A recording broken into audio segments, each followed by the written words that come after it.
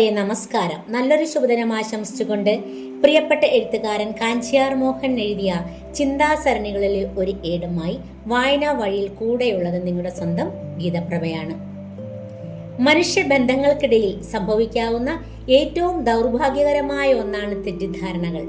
പലപ്പോഴും നിസ്സാരമായ ഒരു വാക്കോ അല്ലെങ്കിൽ ഒരു നോക്കിലെ പിഴവോ മതിയാവും ദശാബ്ദങ്ങളായി കെട്ടിപ്പടുത്ത സ്നേഹബന്ധങ്ങളിൽ വിള്ളലുണ്ടാക്കാൻ.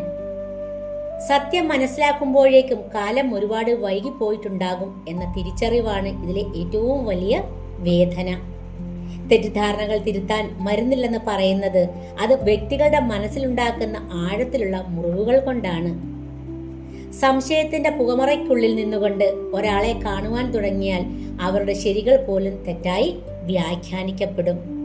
ഈ അകൽച്ച വർദ്ധിച്ച് ഒടുവിൽ തിരിച്ചറിവിന്റെ വെളിച്ചം വരുമ്പോഴേക്കും നമ്മൾ ആർക്കു മുന്നിലാണോ തിരുത്താൻ ആഗ്രഹിക്കുന്നത്, ഒരു പക്ഷേ അവർ ഈ ലോകത്തു നിന്ന് തന്നെ യാത്രയായിട്ടുണ്ടാകാം. മാപ്പ് ചോദിക്കാനോ കാര്യങ്ങൾ വിശദീകരിക്കാനോ ആഗ്രഹിക്കുമ്പോൾ ആ വ്യക്തി അരികിലില്ലാത്ത അവസ്ഥയോളം വലിയൊരു ശിക്ഷ മറ്റൊന്നുമില്ല.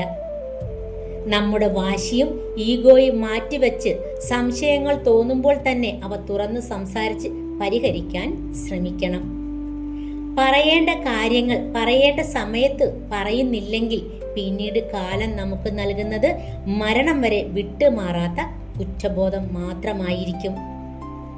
ജീവിച്ചിരിക്കുമ്പോൾ തന്നെ മനുഷ്യരെ തിരിച്ചറിയുക എന്നതാണ് പ്രധാനം. വൈകി വരുന്ന വിവേകത്തെക്കാൾ എത്രയോ നല്ലതാണ് സമയബന്ധിതമായ ഒരു തുറന്നു പറച്ചിൽ.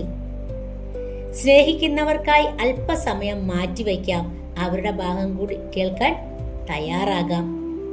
കാരണം തെറ്റിദ്ധാരണകൾ മാറ്റിയെടുക്കാൻ നമുക്ക് മുന്നിൽ എന്നും സമയം ഉണ്ടായിക്കൊള്ളണമെന്നില്ല.